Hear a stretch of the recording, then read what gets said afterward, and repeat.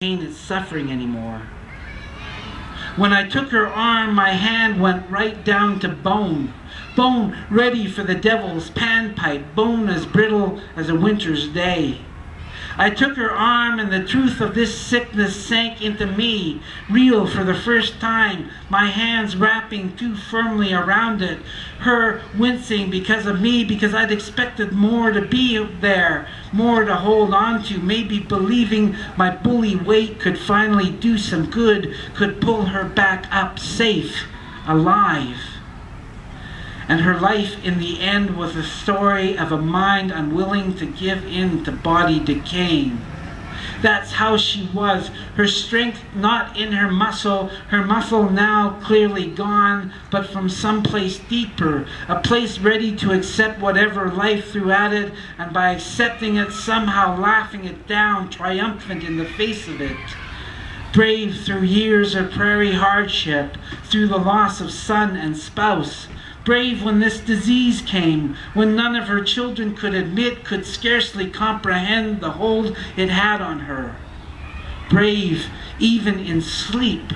Sleep, a moment-by-moment struggle for a shallow, burning taste of air. All those years of breath simply given away on the backs of words, on the notes of song, on the snuffing of another year's candle. Breath, now something we, her children, had to manage on her behalf, like all her other affairs.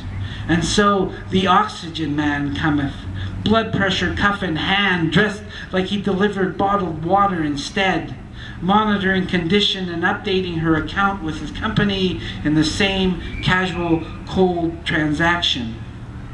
And in the end, with her beyond sleep, beyond the point of resurrection, beyond hope, we became custodians of her condemned house of tired flesh.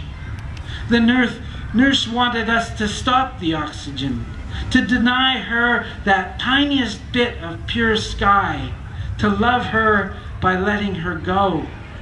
And in the half-hearted name of mercy we did, and she went.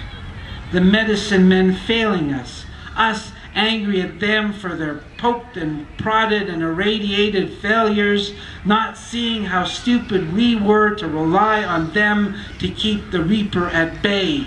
All life stretching only so far before falling to harvest. But in the end, as I am left to sort through the inheritance left behind, I am slowly learning a perpetual lesson. My mother, the icon for it. The breath was beaten out of her in both the beginning and end of her days, but she took hold of the time in between and made it hers. We are as haphazard flowers. No power over the push of the elements, nor when we will be plucked from our own dreaming beds. All we can do is drink in the sun and rain, smiling for them both, and stand as shining examples for those who need beauty most, who wither and languish in the shadows of death, unaware of how precious and quite possibly final each breath is. Thank you. Oh, wow.